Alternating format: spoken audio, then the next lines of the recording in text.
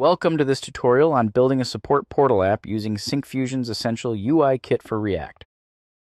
Before proceeding, let me show you what the React UI Kit offers. This comprehensive toolkit includes over 160 ready-to-use blocks, covering authentication, layout, e-commerce, and communication components.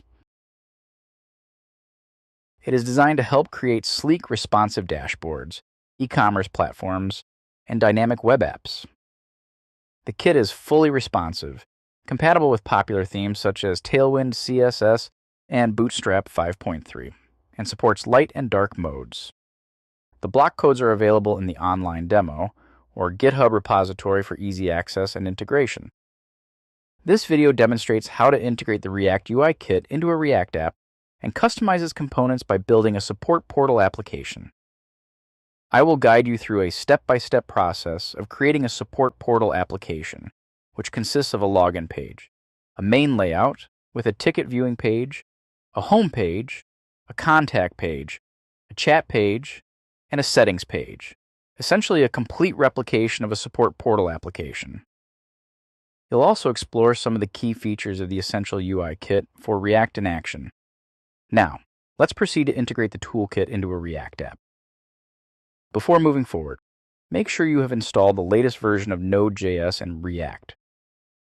I will edit my code using Visual Studio Code and show the output in the Chrome browser.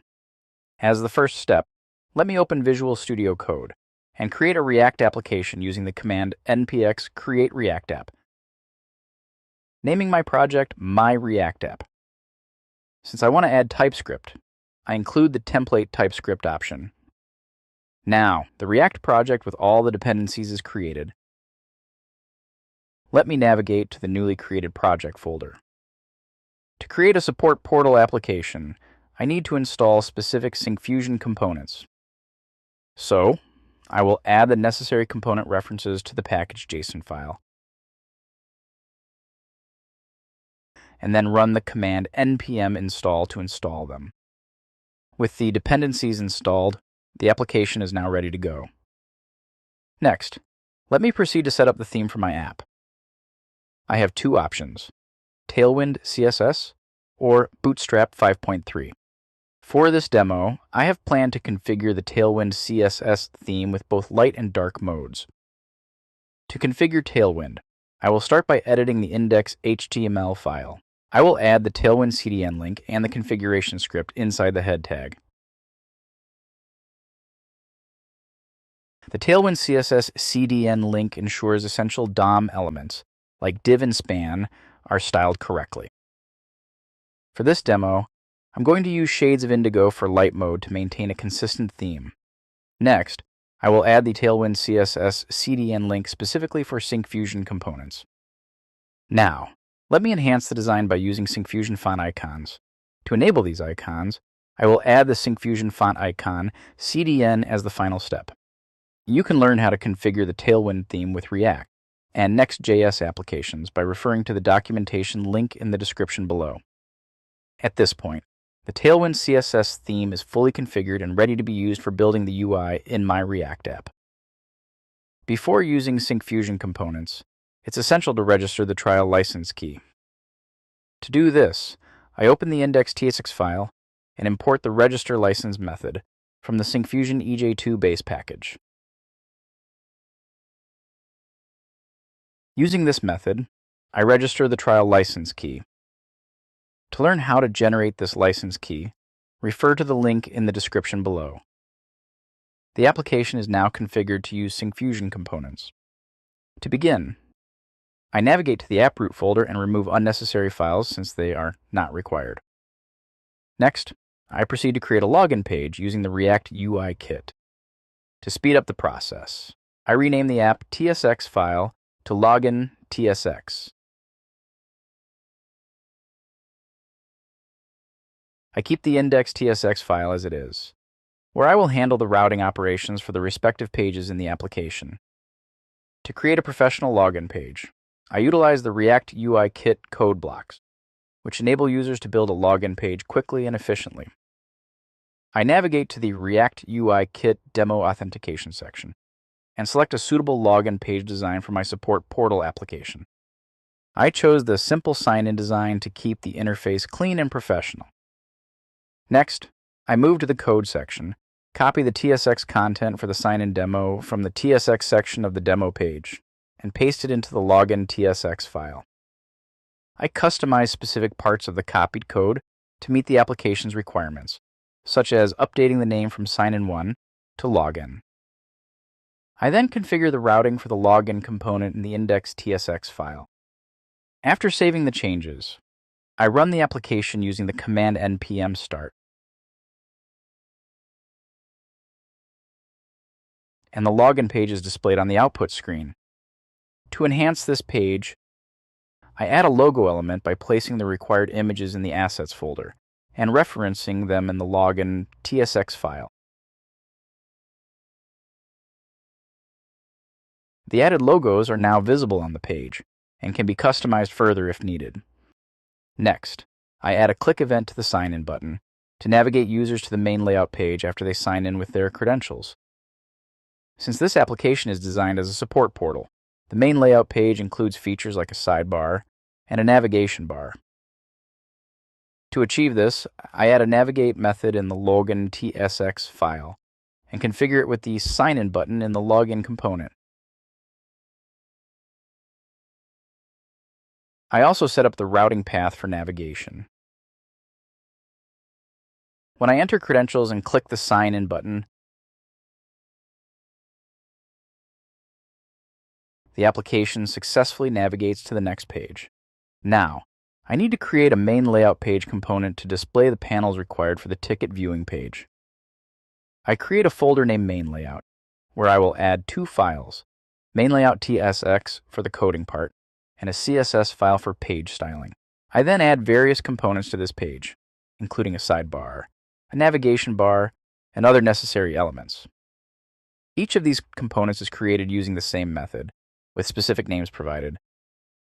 To begin assembling the main layout page, I first add the sidebar component by creating a sidebar TSX file inside the sidebar folder. I navigate to the demo page, select the quick access sidebar design, copy the React code, and paste it into the respective sidebar TSX file, configuring the code as per the requirements.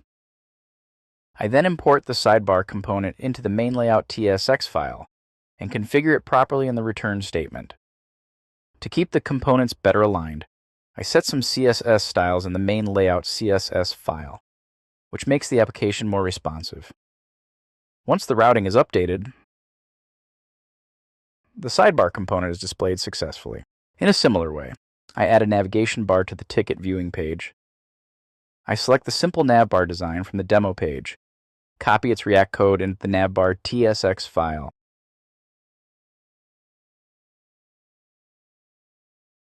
and configure it as per the requirements. Next, I import the navbar into the main layout TSX file and configure the necessary settings in the return statement. On the output screen, the navigation bar is now rendered on the ticket viewing page. Next, I add a list view to display ticket details. To integrate this, I create a component named Ticket and navigate to the sidebar demo section to select the profile sidebar design. I copy the React code content for the list view, paste it into the ticket TSX file, and configure it as per the requirements. I then update the routing configuration to include the required path for this component. On the output screen, the list view is successfully added with the appropriate details. To further enhance the ticket viewing page, I add a header that includes custom options for sorting tickets. I update the ticket TSX file by adding a custom search bar and drop-down menus. The header is successfully rendered on the page. Next, I add a tile component to display ticket details in a tile view format. I select the ticket management view design from the demo page, copy its code content, and paste it into the tile view TSX file.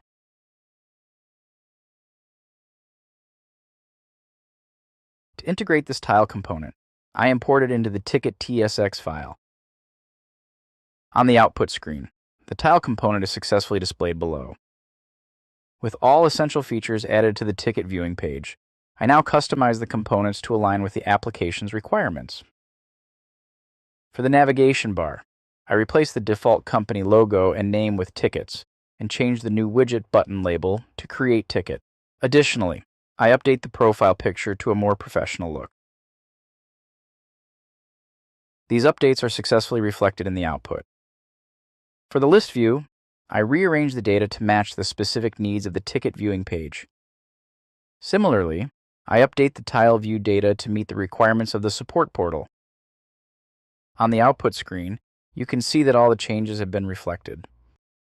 Based on my application requirements, I have customized the data and business logic for the support portal application.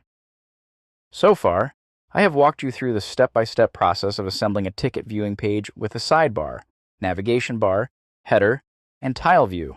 However, minor adjustments are still required to fully meet my requirements and make the ticket viewing page more professional. These adjustments include adding extra icons to the navigation bar, removing unnecessary buttons and drop-downs from the tile view, and refining the element styling on the page. Let's take a look at the final output after implementing these changes. Finally, I fine-tune the ticket viewing page by making minor adjustments. I add extra icons to the navigation bar, remove unnecessary buttons and drop-down menus from the tile view, and refine the styling of elements across the page to achieve a professional look. After these changes, the final output demonstrates a polished and functional ticket viewing page. By using the Essential UI Kit for React, I was able to quickly assemble a professional application without starting from scratch, saving time and effort. However, it's important to note that the UI Kit provides pre-built design blocks that require further customization and modifications to meet specific application needs. Next, I am going to assemble the chat page. The chat page consists of two main elements, a chat list and a chat conversation section.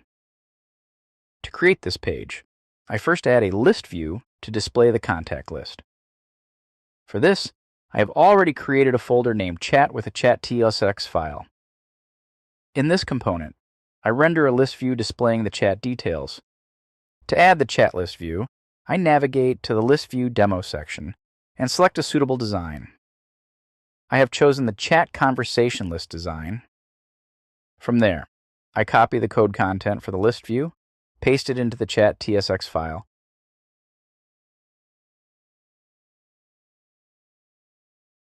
and configure the code to meet the requirements. To keep the components better aligned, I set some CSS styles in the chat CSS file, which makes the chat page more responsive. On the output screen, the chat list has been successfully rendered. Next, I need to add a chat conversation section to the chat page. To do this, I navigate to the Communication View Demo section and select a suitable design. I have chosen the Simple Chat Layout design. From there, I copy the code content for the chat section and paste it into the chat.tsx file.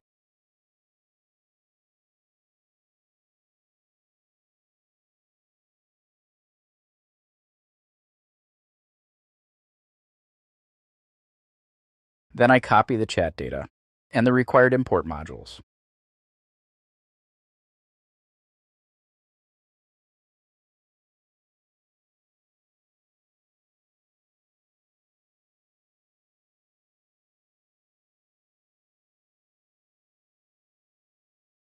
On the output screen, the conversation section has been successfully rendered.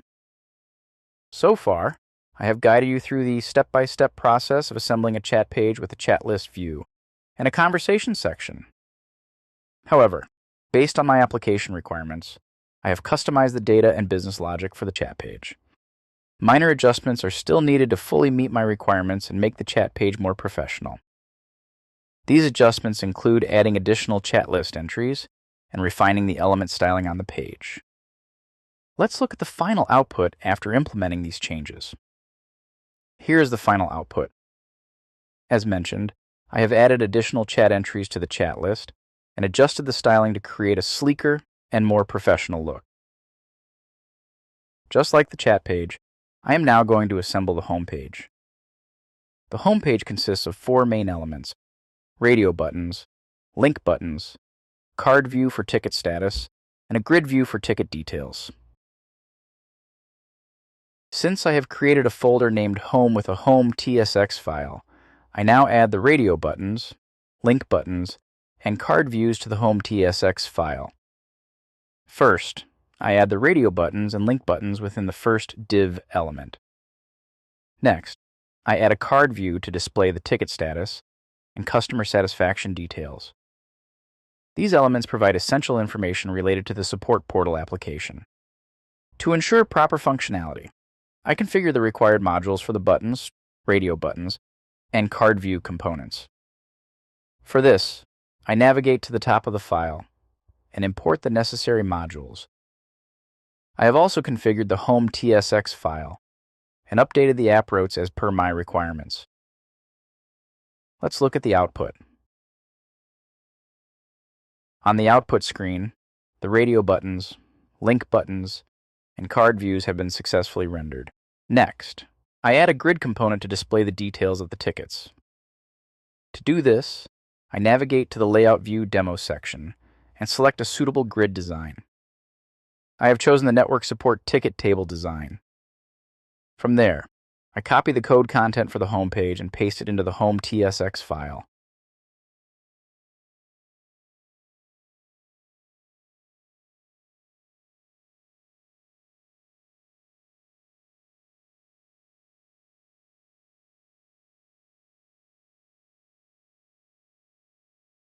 Finally, I import the necessary modules for the grid component into the Home TSX file. On the output screen, the grid component has been successfully rendered. So far, I have guided you through the step-by-step process of assembling a home page with the required components. However, based on my application requirements, I need to customize the business logic for the home page. Minor adjustments are still needed to fully meet my requirements and make the home page more professional. These adjustments include modifying the grid data and refining the element styling on the page. Let's look at the final output after implementing these changes. Here is the final output. As mentioned, I have modified the grid data and refined the element styling to create a sleeker and more professional look. Until now, I have shown you how to create essential components to build a support portal application. Using the same method, I will assemble the contacts page and settings page with essential components like a list view, a header menu, and a grid view to display the required details in the respective sections. Here's the final output. As mentioned, I have added the contacts page and settings page with essential components like grid data and a list view, refining the element styling to create a sleeker and more professional look. At this point, I have integrated all the required components for my support portal application using the React UI Kit by simply copying the necessary code from the demo section. This demonstrates how you can efficiently build an application without starting from scratch, saving both time and effort. Let's wrap up this video. I have shown you how to get started with the incredible Syncfusion React UI Kit, explored its features, and demonstrated how easy it is to integrate and customize its components by building a support portal application. If you want to try out the example used in this video, you can download it from the GitHub link provided in the description. I have also shared links to the demos and documentation to help you get started with the React UI Kit components. If you found this video helpful, please like it and subscribe to our channel for more tutorials and updates.